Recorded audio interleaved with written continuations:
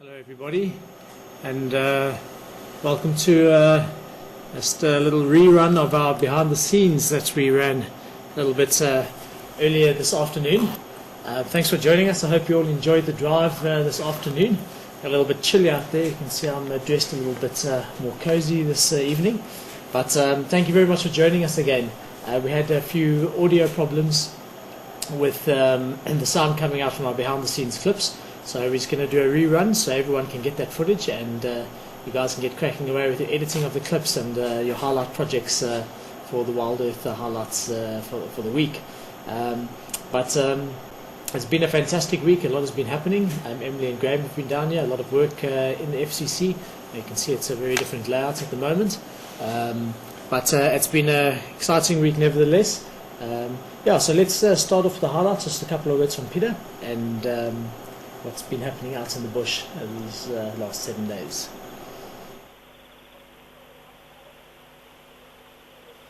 Hello again everyone, and once again we're looking back over a week of events and highlights and all kinds of things that happened down here in Djuma with WildEarth. A few things to remember back to: some great wildlife sightings, busy around the waterholes, of course also a few things with Jigga, the vehicle giving one or two problems. That's all been sorted, and also a changeover in the control centre.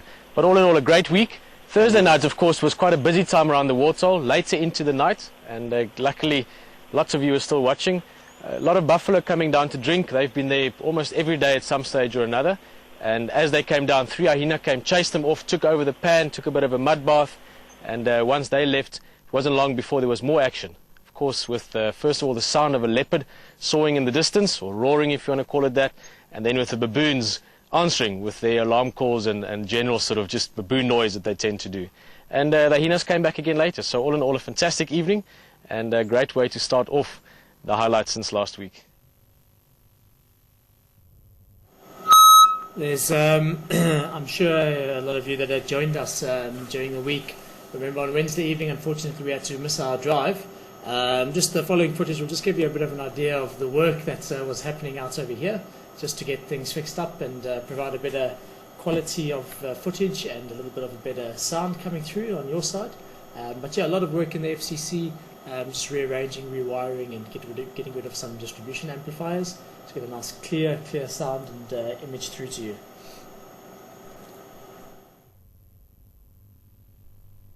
Well, what we're doing is we're rewiring the FCC, and we're doing it because we're trying to make the flash stream work better. So we want to make it. Yeah, we just want to get the FCC working a lot better than it was before.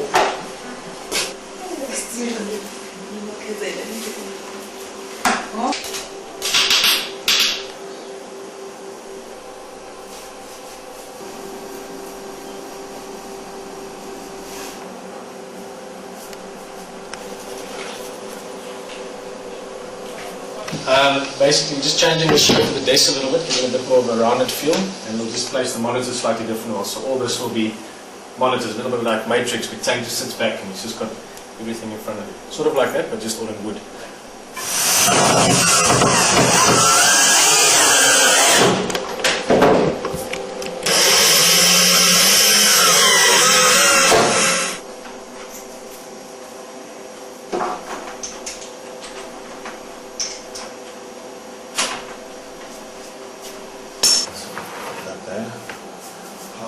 Okay, we're cleaning up the final control, and there's a couple of reasons why we need to do that. We need to do that because the video quality needs to improve. It's been over-amplified.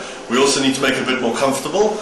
It's kind of like a spring clean, but in advance of spring. It's not spring yet at all. But we need to do a clean up and make it work better. And the girls have been in here cleaning up and sorted it out. We first took everything out, and now we're going to put everything back in and wire it up. And well, here we go. Let's do it.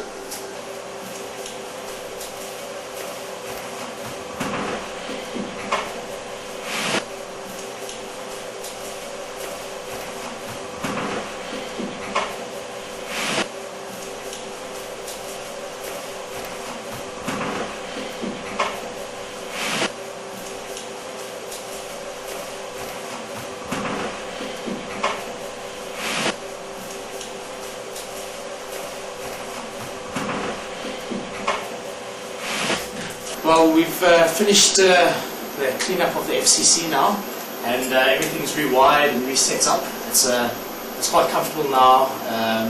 Everything's just more accessible. We've got all our preview monitors up on this side, the sound over here, so it's quite easy for me to get around to the keyboards and everything on that side. We've got the streaming monitors over here.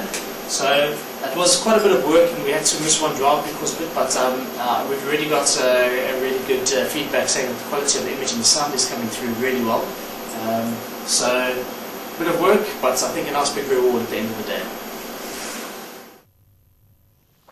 After the busy Thursday evening, Friday also had its own set of surprises.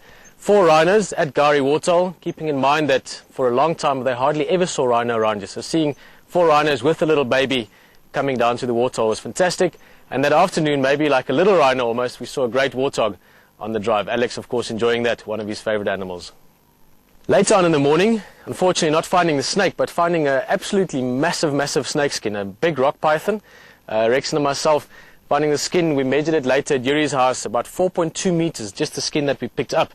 Probably a snake of maybe close to 5 meters. So something truly special, and who knows, maybe in summertime we get to see the python again.